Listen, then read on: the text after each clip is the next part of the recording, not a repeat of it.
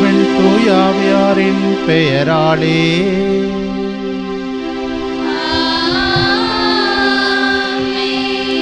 நம் ஆண்டவராகிய இயேசு கிறிஸ்துவின் அருளும் கடவுளின் அன்பும் பரிசுத்த ஆவியாரின் நட்புறவும் உங்கள் அனைவரோடும் இருப்பதாக.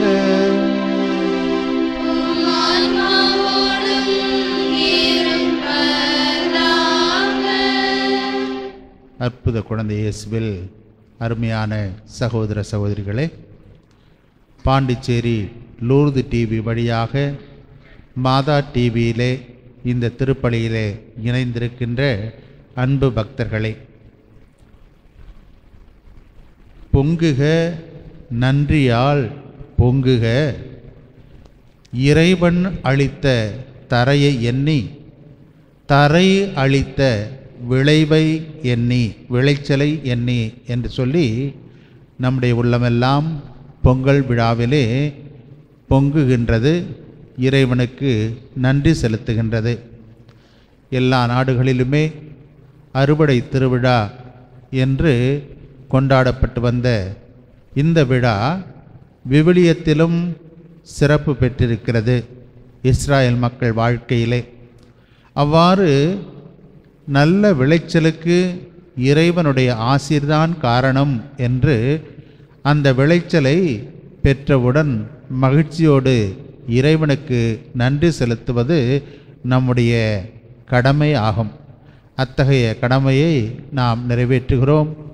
அதோடு இந்த அற்புத குழந்தை இயேசு திருத்தலம் திருச்சி மாநகரின் நுழைவாயிலாக இருந்து குடந்தை மறைமாவட்டத்தின் அற்புத குழந்தை இயேசு திருத்தலமாக எல்லா மக்களையும் வரவேற்று நன்றி கூற அழைக்கின்றது.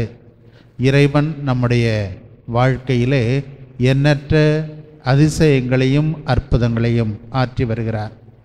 ஒரு முறை இந்த ஆலயத்திற்கு நான் வருகின்ற பொழுது கொடை மாதா பகுதியிலிருந்து ஒரு குழந்தையை வைத்து ஜெபித்துவிட்டு கையிலே புதிய குழந்தையை கொண்டு வந்தவர்கள், ஃபாதர், நாங்கள் குழந்தை இயேசுவிடம் ஜெபித்தோம், இந்த கொடை மாதாவிடம் ஜெபித்தோம், எங்களுக்கு சுகப்பிரசவம் கிடைத்து இந்த குழந்தைக்காக நாங்கள் நன்றி செலுத்துகிறோம் என்று சொன்னார்கள். இன்னொரு பகுதியிலே ஆலயத்துக்கு ஏறி வந்தவர்கள் கணவனும் மனைவியும், ஃபாதர், எங்களுக்கு குழந்தையே இல்லை, நாங்கள் குழந்தைக்காக ஜெபிப்பதற்காக வந்திருக்கிறோம் என்றார்கள். நான் அவர்களை இந்த குழந்தையை வைத்திருப்பவர்களை சுட்டிக்காட்டி, நம்பிக்கையோடு நீங்கள் ஜெபிக்கின்ற பொழுது உங்களுக்கு எல்லாமே கிடைக்கும், ஏனென்றால் ஆண்டவரே சொல்லியிருக்கிறார், நீங்கள் ஜெபத்தில் எதையெல்லாம் கேட்பீர்களோ அதையெல்லாம் பெற்றுக்கொண்டீர்கள் என்று நம்புங்கள் என்று அழைக்கின்றார். எனவே நம்பி வாருங்கள், நீங்கள் விரும்பியதை பெற்றுக்கொள்வீர்கள் என்று அவர்களை ஆலயத்திற்கு அழைத்தேன். அப்படியாக உங்கள் அனைவரையும் அழைக்கின்றேன். குழந்தை இயேசு உங்களை ஆசீர்வதிக்க அழைக்கின்றார். அவருடைய அருளையும் ஆசீரையும் இந்த 2019ஆம் ஆண்டு முழுவதுமாக நிறைவாக பெற்றுக்கொள்ளுங்கள் என்று உங்களை அழைக்கின்றோம்.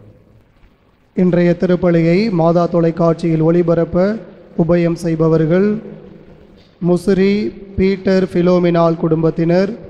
இவர்கள் குழந்தை இயேசு வழியாக பெற்றுக்கொண்ட அனைத்து நன்மைகளுக்கும் நன்றியாகவும், குடும்ப கருத்துகள் நிறைவேறும்படியாகவும், குடும்ப ஆசீர்வாதத்திற்காகவும் இவர்களுக்காக சிறப்பாக ஜெபிப்போம். அற்புத குழந்தை இயேசுவே,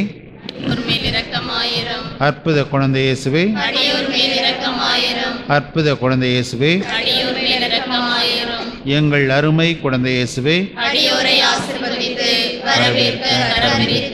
இங்கே காத்திருக்கின்றீர். ஜெபத்தின் வழியாக உம்மை வாழ்த்தி வணங்க எங்களுக்கு உதவி புரியும். நீரே எங்கள் ஆண்டவர், நீரே எங்கள் மீட்பர். எங்களை பற்றி உமக்கு எவ்வளவோ அக்கறை. அந்த அக்கறையினால்தான் எங்கள் மன்றாட்டுகளை கேட்க எங்களோடு இருக்கின்றீர். எனவே எங்கள் குரலுக்கு செவி சாய்த்து எங்கள் கோரிக்கைகளை கருணை கூர்ந்து அளித்தருளும். வளமிக்க முதல்வரே, தாழ்ந்த உள்ளத்தோடு இறைஞ்சி கேட்கிறோம். தந்தையோடும் தூய ஆவியோடும் இறைவனாய் என்றென்று வாழ்ந்து ஆட்சி செய்யும் இயேசுவே, ஆமென். நவநாள் ஜெபம். அற்புத குழந்தை இயேசுவே, அமைதியற்ற எங்கள் உள்ளங்களின் மேல் உமது கருணை கண்களை திருப்பி அருளுமாறு தாழ்ந்து பணிந்து வணங்கி வேண்டுகிறோம். இரக்கமே உருவான உம் இனிய இதயம் கனிவோடு எங்கள் ஜெபத்தை ஏற்று உருக்கமாக நாங்கள் வேண்டும் இந்த வரங்களை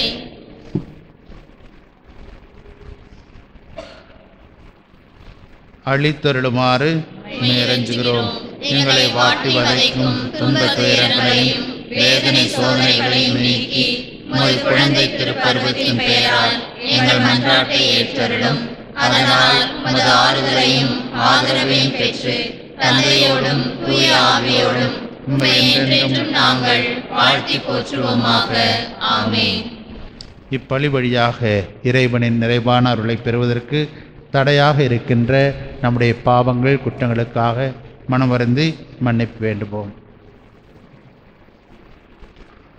எல்லாம் அல்ல இறைவனிடமும் சகோதர சகோதரிகளை உங்களிடமும் நான் பாவி என்று ஏற்றுக்கொள்கிறேன். ஏனெனில் என் சிந்தனையாலும் சொல்லாலும் செயலாலும் கடமை தவறியதாலும் பாவங்கள் பல செய்தேன். என் பாவமே என் பாவமே என் பெரும் பாவமே. ஆகையால் எப்பொழுது கன்னியான பரிசுத்த மரியாதையும் வானதூதர் புனிதர் அனைவரையும் சகோதர சகோதரிகளையும் நம் இறைவனாய ஆண்டவரிடம் எனக்காக வேண்டிக் கொள்ள மன்றாடுகிறேன். எல்லாமல்ல இறைவன் நம் மீது இரக்கம் வைத்து நம் பாவங்களை மன்னித்து நம்மை முடிவில்லா வாழ்வுக்கு அழைத்து செல்வாராக. ஆமென்.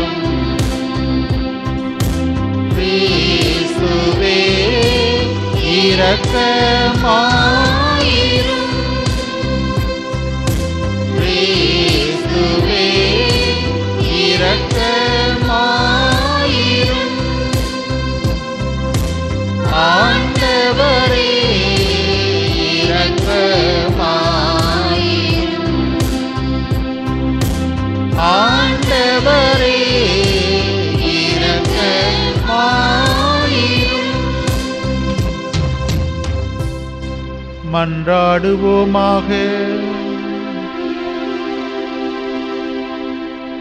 ஆண்டவரே, மனிதருக்கு நன்மை பயக்கும் நிலத்தின் விளைச்சலுக்காக நாங்கள் உமக்கு நன்றி செலுத்துகின்றோம். இவ்வுலகில் உமது மேலான பராமரிப்பினால் நீர் எங்களுக்கு போதுமான விளைச்சலை அளித்தது போல எங்கள் உள்ளமாகிய நிலத்தில் நீதி தளிர்விட்டு அன்பின் நற்கனிகளை விளைய செய்வீராக. உம்மோடு பரிசுத்த ஆவியாரின் ஐக்கியத்தில் இறைவனாய் என்றென்றும் வாழ்ந்து ஆட்சி செய்கின்ற எங்கள் ஆண்டவரும் உம் திருமகனுமாகிய இயேசு கிறிஸ்து வழியாக உம்மை மன்றாடுகின்றோம்.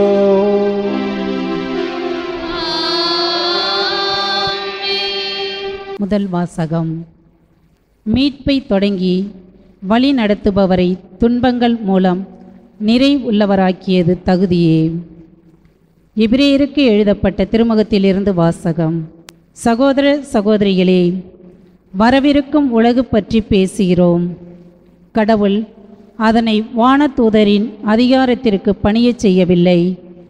இதற்கு சான்றாக மறைநூலில் ஓரிடத்தில் சொல்லப்பட்டுள்ளது இதுவே: மனிதரை நீர் நினைவில் கொள்வதற்கு அவர்கள் யார்?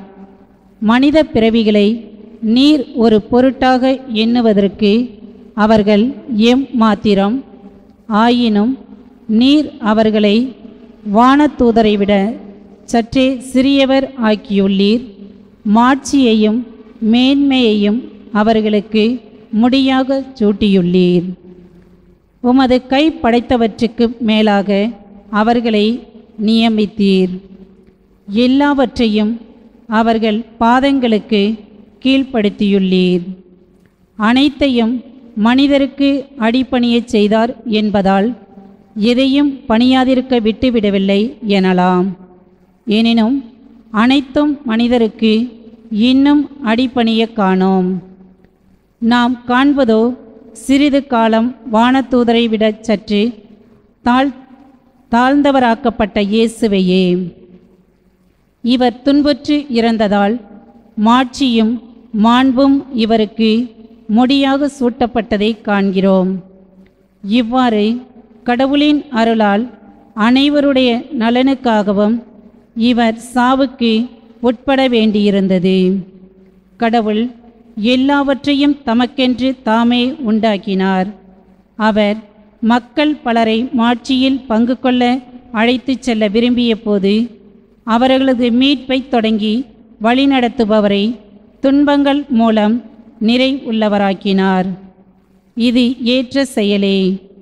தூய்மையாக்குகிறவர் தூய்மையாக்கப்படுவோர் அனைவருக்கும் உயிர் முதல் ஒன்றே. இதனால் இயேசு இவர்களை சகோதரர் சகோதரிகள் என்று அழைக்க வெட்கப்படவில்லை. உமது பெயரை என் சகோதரர் சகோதரிகளுக்கு அறிவிப்பேன், சபை நடுவே உம்மை புகழ்ந்து பாடுவேன் என்று கூறியுள்ளார் அன்றோ. ஆண்டவர் வழங்கும் அருள்வாக்கு. இறைவனுக்கு நன்றி. நாம் அனைவரும் பாட வேண்டிய பல்லவி. உமது கை படைத்தவற்றை மனிதர் ஆளும்படி செய்துள்ளீர். உமது கை படைத்தவற்றை மனிதர் ஆளும்படி செய்துள்ளீர். உமது கை படைத்தவற்றை மனிதர் ஆளும்படி செய்துள்ளீர். உமது கை படைத்தவற்றை மனிதர் ஆளும்படி செய்துள்ளீர். ஆண்டவரே எங்கள் தலைவரே, உமது பெயர் உலகெங்கும் எவ்வளவு மேன்மையாய் விளங்குகின்றது. மனிதரை நீர் நினைவில் கொள்வதற்கு அவர்கள் யார்? மனித பிறவிகளை நீர் ஒரு பொருட்டாக எண்ணுவதற்கு அவர்கள் எம்மாத்திரம். உமது கை படைத்தவற்றை மனிதர் ஆளும்படி செய்துள்ளீர்.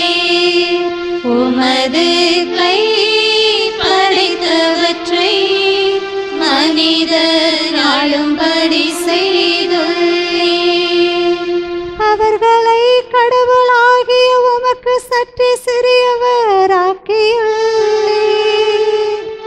மாட்சியையும் மேன்மையும் அவர்களுக்கு முடியாக சூட்டியுள்ளீர்.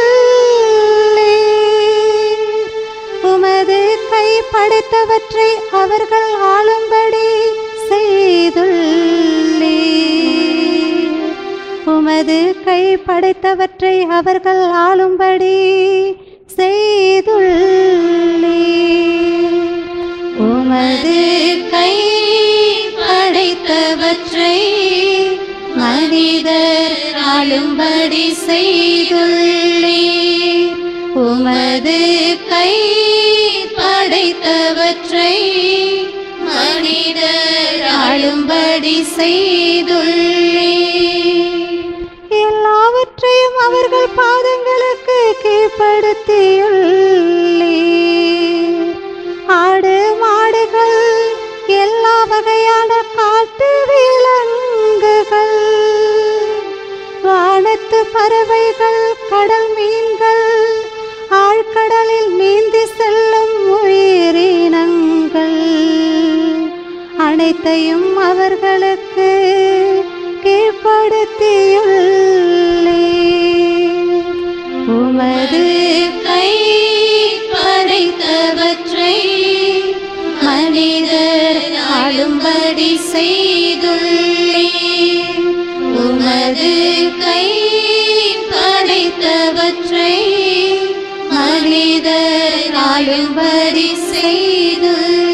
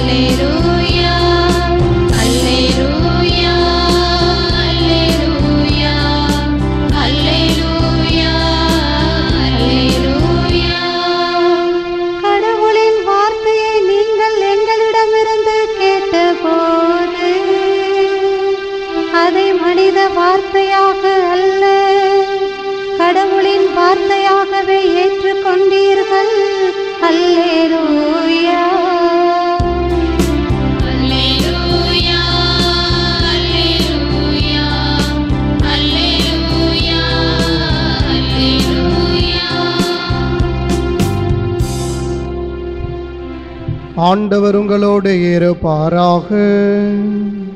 உம் ஆன்மாவோடும் இருப்பாராக. புனித மார்க் எழுதிய பரிசுத்த நற்செய்தியிலிருந்து வாசகம்.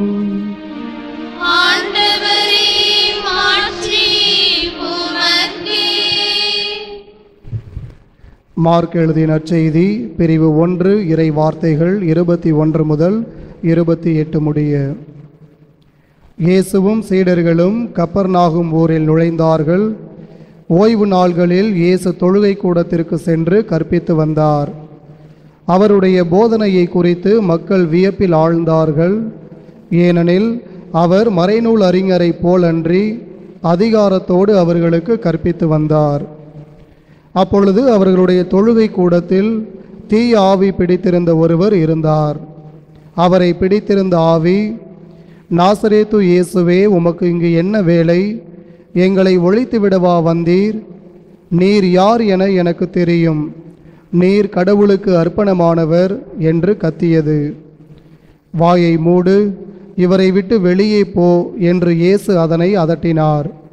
அப்பொழுது அந்த தீய ஆவி அந்த மனிதருக்கு வலிப்பு உண்டாக்கி பெருங்கூச்சலிட்டு அவரை விட்டு வெளியேறிற்று.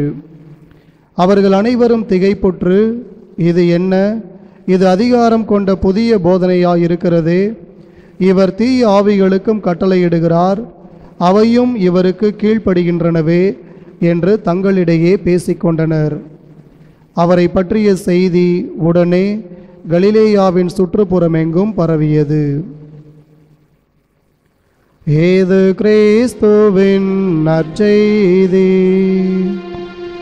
கிறிஸ்துவே, உம்மை புகழ்கின்றோம். ஒரு முறை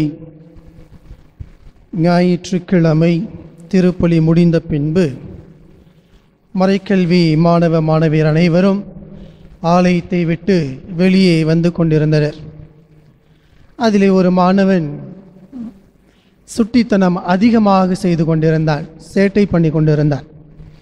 பங்கு தந்தை அவனை கூப்பிட்டு, தம்பி, நல்ல பிள்ளையாக இருக்கணும், ஒழுங்காக இருக்கணும், இது மாதிரிலாம் சேட்டை செய்யக்கூடாது. நல்ல பிள்ளையாக இருந்தால் பிரச்சனை இல்லை, இல்லாட்டினா உன்னைய சாத்தான் பிடித்து கொள்வான், போய் பிடிச்சிக்கோ என்று கொஞ்சம் பயமுறுத்தினார். அந்த சுட்டி பையன் திரும்பி பங்கு தந்தையிடம் பதில் சொன்னான், ஃபாதர், உண்மையில் சாத்தானுக்கு நீங்கள் தான் பயப்படணும், கொஞ்சம் ஜாக்கிரதையாக இருங்க, உங்களை தான் சாத்தான் பிடித்து கொள்வான். பங்கு தந்தைக்கு புரியல, ஏண்டா அப்படி சொல்கிற அப்படின்னு சொன்னப்போ அந்த சிறுவன் சொன்னான், நானும் பார்க்குறேன், கடந்த 2-3 வாரங்களாக ஞாயிற்றுக்கிழமை சாத்தானுக்கு எதிராக நீங்கள் தான் பிரசங்கம் வச்சுக்கிட்டு இருக்கிறீங்க, அந்த சாத்தான் உங்களே தான் பிடிக்கும், எனக்கு அதை பற்றி பிரச்சனை இல்லை என்று சொல்லி விளையாட்டுத்தனமாக ஓடிவிட்டான். இறை இயேசுவில் அன்புமிக்க சகோதர சகோதரிகளே, சாத்தான் நம் பக்கம் இருக்கிறானா அல்லது நாம் சாத்தான் பக்கம் இருக்கிறோமா அல்லது கடவுள் பக்கம் நாம் இருக்கிறோமா, கடவுளை உண்மையிலேயே புரிந்து வைத்திருக்கிறோமா என்பதுதான் இன்றைய மைய சிந்தனையாக நாம் நற்செய்தியிலே பார்க்கின்றோம். இந்த நற்செய்தியிலே ஓய்வு நாள்களில் இயேசு தொழுகை கூடத்திற்கு சென்று போதிக்கிறார். இன்றைய நற்செய்தி வாசகத்தில் ஒரு சிறிய புதுமையும் செய்கிறார். இந்த புதுமை செய்யும் பொழுது தீய ஆவி பிடித்தவரை பார்க்கும் பொழுது அந்த தீய ஆவி பிடித்தவர் இயேசுவை பார்த்து சொல்லுகிறார், நாசரேத்து இயேசுவே, உமக்கு இங்கு என்ன வேலை? உம்மை பற்றி எனக்கு நன்றாக தெரியும், நீர் கடவுளுக்கு அர்ப்பணமானவர். இதையெல்லாம் யார் சொல்லுகிறார்? தீய ஆவி பிடித்தவர். இன்னொரு விதத்திலே சொல்ல வேண்டும் என்று சொன்னால், பேய் பிடித்தவர் அல்லது பேய் சாத்தான் இயேசுவுக்கு சான்று பகர்கிறது, இயேசுவை அறிந்து வைத்திருக்கிறது. நம்முடைய தமிழ் மொழியிலே ஒரு பழமொழி சொல்லுவார்கள், சாத்தான் வேதம் ஓதுகிறதா என்று சொல்லி கேட்பார்கள். அப்படி என்றால் சாத்தான் கடவுளுக்கு எதிராகத்தான் இருக்க முடியுமே ஒழிய கடவுளுக்கு சான்று பகர முடியாது. ஆனால் இன்றைய நற்செய்தியிலே பார்க்கிறோம், நீர் யார் என்று எங்களுக்கு தெரியும், நீர் கடவுளுக்கு அர்ப்பணமானவர், கடவுளிடமிருந்து வந்தவர் என்பதை சாத்தான் சொல்லுகிறது. இதை சற்று ஆழமாக சிந்தித்து பார்த்தோம் என்று சொன்னால், லூக்கா நற்செய்தி 4வது அதிகாரத்திலே முதல் பகுதியிலே படிக்கின்றோம். என்ன பகுதி என்று சொன்னால், இயேசு சோதிக்கப்படுதல். பாலைவனத்திற்கு இயேசு அழைத்து செல்லப்படுகிறார். அங்கு 3 விதமான சோதனையை இயேசு மேற்கொள்கிறார், எதிர்கொள்கிறார். இந்த சோதனைகளை சற்று அலசி ஆராய்ந்து பார்ப்போம். முதல் சோதனையிலே இயேசு 40 நாட்கள் கழித்து பசியுற்று இருக்கிறார். அந்த பசியுற்று இருக்கக்கூடிய அந்த சூழ்நிலையை பயன்படுத்தி சாத்தான் அவரிடம் சொல்லுகிற, இந்த கற்களை எல்லாம் அப்பமாக மாற்றி உண்ணலாமே என்று சொல்ல பொழுது இயேசு எப்படி பதில் சொல்லுகிறார்? இறை வார்த்தையின் வழியாக ஒரு பதில் சொல்லுகிறார். மனிதன் அப்பத்தினால் மட்டுமன்று கடவுள் வாய் நின்று வரும் ஒவ்வொரு சொல்லினாலும் உயிர் வாழ்கிறான். ஆக சாத்தான் சொன்ன பதில் கேள்விக்கு இயேசு சொன்ன பதில் இறை வார்த்தையின் வழியாக. 2வது சோதனையை நாம் பார்க்கின்றோம். இந்த உலகத்தில் இருக்கக்கூடிய அரசாட்சிகளை எல்லாம் இயேசுவுக்கு சுட்டி காட்டி, நீ என்னை தெண்டனிட்டு வணங்கு, இவையெல்லாம் எனக்கு சொந்தமாக இருக்கிறது, அனைத்தையும் உனக்கு கொடுக்கிறேன் என்று சாத்தான் சொன்ன பொழுது இயேசு சொல்லுகிறார், மீண்டுமாக இறை வார்த்தையிலிருந்து ஒரு பதில் சொல்லுகிறார். என்ன பதில் சொல்லுகிறார்? நீ உனது ஆண்டவராகிய கடவுளை மட்டுமே ஆராதிப்பாயாக, வேறு யாரையும் ஆராதிக்க கூடாது என்று இறைவார்த்தை சொல்லி இருக்கிறது அல்லவா என்று இயேசு பதில் சொல்லுகிறார். இயேசு அன்புமிக்கவர்களே, இந்த 3வது சோதனையை தான் சற்று ஆழமாக பார்க்க வேண்டும். சாத்தான் 2 முறை பதில் பெற்றது இறை வார்த்தையின் வழியாக. இறை வார்த்தையை கொண்டு சாத்தானை முறியடித்தார், அந்த சோதனையை முறியடித்தார் இயேசு. 3வது அழகாக எருசலேம் ஆலயத்தினுடைய கோபுரத்தின் உச்சியிலே கொண்டு போய் இயேசுவை நிறுத்தி, நீ இங்கிருந்து கீழே குதி என்று சாத்தான் சொன்ன பின்பு சாத்தான் என்ன செய்கிறது? இறை வார்த்தையிலிருந்து ஒரு உதாரணத்தை சுட்டி காட்டுகிறது. நீர் மேலிருந்து கீழே குதித்தால் காவல் தூதர்கள், வானத்தூதர்கள் உன் கால் இடராதபடி பார்த்து கொள்வார்கள் என்று இறை வார்த்தையில் சொல்லியிருக்கிறதே என்று சொல்லுகிறது. அப்படி என்றால் பாருங்கள், உங்களுக்கும் என்னைக்கும் தவிர சாத்தான் எவ்வளவு அதிகமாக விவிலியத்தை படித்திருக்கிறான், இறை வார்த்தையை அறிந்திருக்கிறான், கடவுளை அறிந்திருக்கிறான் என்று பார்க்கலாம். அதற்கு இயேசு பதில் சொல்லி அதை சோதனை முடிக்கிறார். உன் கடவுளாகிய ஆண்டவரை நீ சோதியாதே என்றும் எழுதியிருக்கிறது என்று சொல்லி மீண்டுமாக ஒரு இறை வார்த்தையின் வழியாக அந்த சோதனையை முறியடிக்கிறார். இன்றைய நற்செய்தியிலே சாத்தான் தீய ஆவி பிடித்தவர் இயேசுவுக்கு சான்று பகர, கடவுளுக்கு அர்ப்பணமானவர் என்று சான்று பகருகிறார். இந்த இயேசுடைய சோதனையிலே பார்க்கும் பொழுது இறைவார்த்தையின் வழியாகவே இயேசுவுக்கே பதில் சொல்லக்கூடிய விதத்திலே சாத்தான் அறிவு நுட்பம் உள்ளவனாக, இறை வார்த்தையை அறிந்தவனாக, கடவுளை மிக நுணுக்கமாக தெரிந்திருப்பவனாக நாம் பார்க்கின்றோம். அப்படி என்று சொன்னால் சாத்தான் எவ்வளவு அறிவுபூர்வமாக செயல்பட்டு கொண்டிருக்கின்றான். ஆக உங்களையும் என்னையும் விட சாத்தான் விவிலியத்தை அதிகமாக படித்திருக்கிறார், கடவுளை அதிகமாக தெரிந்திருக்கிறார். அப்படி என்று சொன்னால் சாத்தான் கடவுளுக்கு சான்று பகர்கிறானா என்று பார்த்தால் இங்கு தான் நாம் தெளிவு பெற வேண்டியிருக்கிறது. நம்முடைய வாழ்க்கையில் நாமும் விவிலியத்தை படிக்கின்றோம். எத்தனையோ ஜெபக்கூட்டங்கள், எத்தனையோ திருப்பலிகள், மறையுரைகள், விளக்கங்கள், மறைக்கல்வி, மறையறிவு என்று இறை வார்த்தையை நாம் படித்திருக்கின்றோம். நிறைய பகுதிகளை கேட்டிருக்கின்றோம், சிந்தித்திருக்கின்றோம், தியானித்திருக்கின்றோம். ஆனால் இவையெல்லாம் உண்மையிலேயே எந்த அளவுக்கு நம் பயனுள்ளதாக இருக்கிறது, இதையெல்லாம் பற்றி சாத்தானும் தெரிந்து வைத்திருக்கின்றான், சாத்தானும் அறிந்து வைத்திருக்கின்றான், சாத்தானும் சிந்தித்திருக்கின்றான் என்று சொன்னால் அவருக்கும் நமக்கும் உள்ள முக்கியமான அடிப்படை வேறுபாடு என்ன என்பதை நாம் தெளிவுபடுத்தி கொண்டால் மட்டுமே நம்முடைய விசுவாச வாழ்வு உண்மையிலே அர்த்தமுள்ள விதமாக அமைய முடியும். நாம் கடவுள் பக்கம் இருப்பதாகவும் கடவுள் நம் பக்கம் இருப்பதாகவும் நாம் தெளிவு பெற முடியும். ஆக சாத்தானும் அறிவு பெற்றிருக்கிறான், நானும் விவிலியத்தை படித்திருக்கிறேன், அறிவு பெற்றிருக்கிறேன்.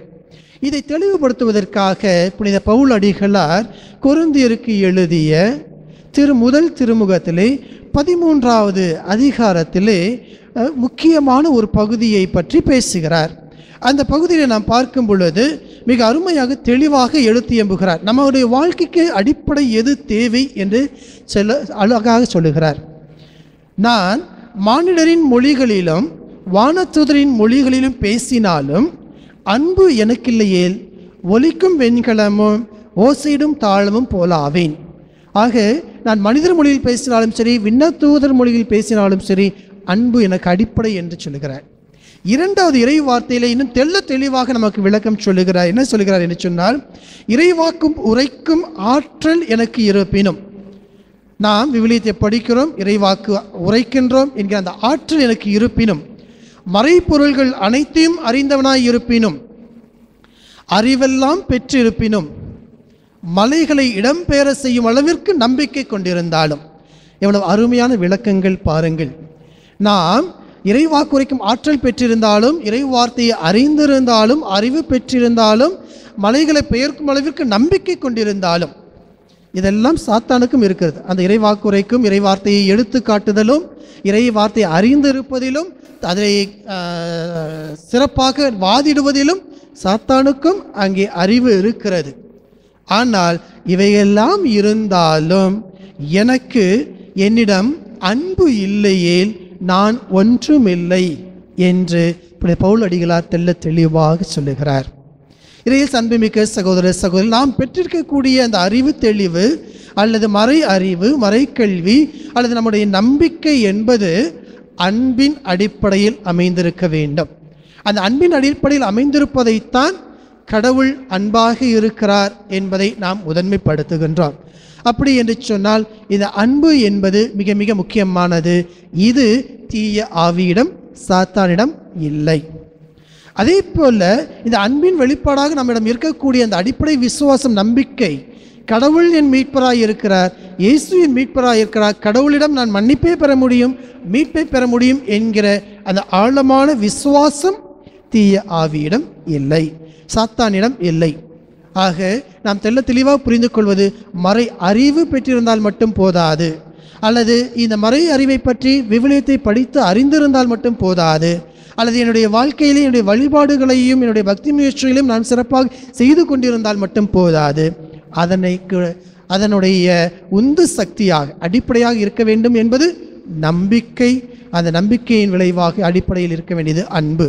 ஆக நாம் கடவுளை அன்பு செய்ய வேண்டும், அந்த அன்பின் வெளிப்பாடாக நம்முடைய நம்பிக்கையை வெளிப்படுத்த வேண்டும்.